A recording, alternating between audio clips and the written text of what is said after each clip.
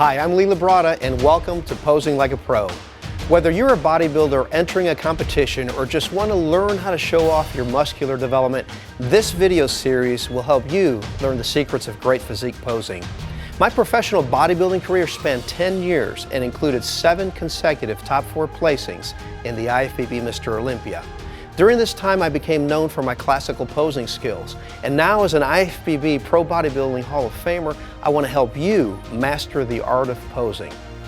In Lesson 2, How to Do the Quarter Turns, we covered the general assessment or symmetry round in which the judges assess your physique in relaxed quarter turn positions from the front, side, and back. Now we're going to turn our attention to the second of the 3 crucial rounds of bodybuilding competition, namely the muscularity round.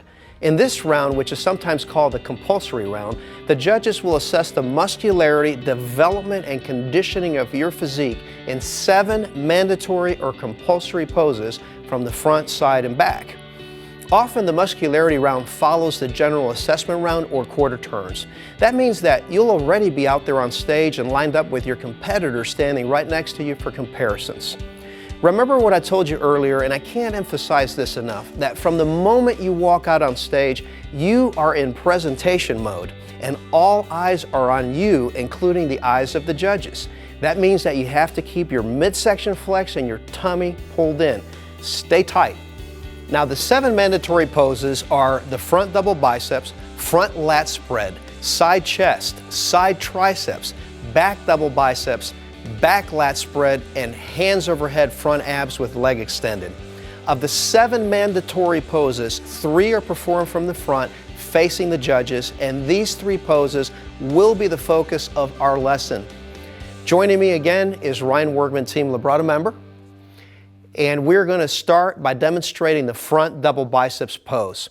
You're going to start this pose by taking a stance with the heels of your feet about 4 to 6 inches apart. Some athletes like to take a slightly wider stance, and again, it comes down to personal preference.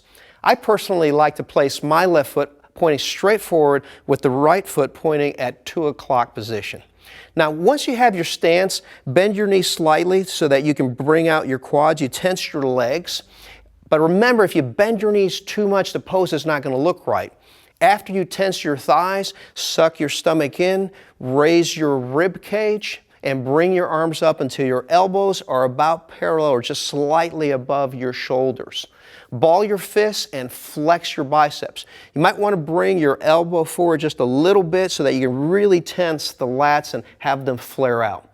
Now here's a helpful hint.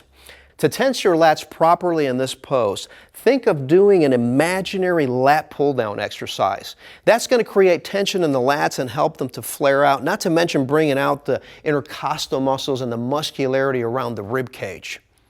Okay, now let's look at the front lat spread pose. As always, we're going to start this pose from the ground up, making sure that your legs are properly tensed, and then moving on to the muscles of the upper body. Okay, so after your legs are tense, next I want you to place your hands on your oblique. And you can find the correct position by placing your thumbs on your hip bones just behind the oblique. And then close the rest of the fingers into a fist, and then start bringing your elbows forward to flare your lats. Now, this is the tricky part. You want to allow your scapula to abduct forward to allow the lats to flare as you bring the elbows forward. This takes a little practice. One common mistake is to contract the lats at the same time that they're being flared, and then what happens is it results in the lats not being properly flared out, and you lose the impression of width. So it helps if you think of keeping your rib cage expanded and keeping your sternum nice and high. Another common mistake is to shrug the shoulders upwards by contracting the traps, and this takes away from shoulder width also, so keep your traps relaxed. Once you've mastered this pose, it's time to learn the front abdominals pose. Again, you'll start this pose from the ground up, making sure that your legs are properly positioned and properly flexed before moving on to the muscles of the upper body. Your stance on this one is going to be different than that of the double biceps and front lat poses. In this pose, you'll be extending forward your best leg your best thigh muscle. You'll start by extending that leg approximately 6 to 10 inches in front of the other leg. The back leg will support most of your weight. Place the ball of your toe firmly in front of you and then push that into the ground to bring out the muscularity in the leg. You may even wish to rotate the leg a little bit outward so that you can see the muscularity on the inside of the leg.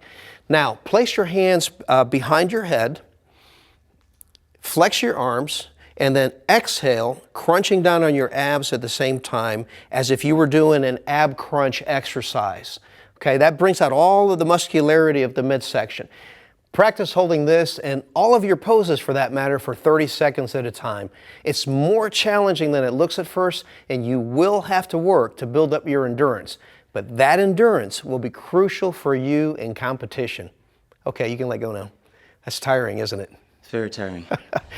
Okay, that does it for our 3 front mandatory poses. Tune in to lesson 4, where you will learn how to perform your side mandatory poses. I'm Lee Labrada, and you're watching Posing Like a Pro.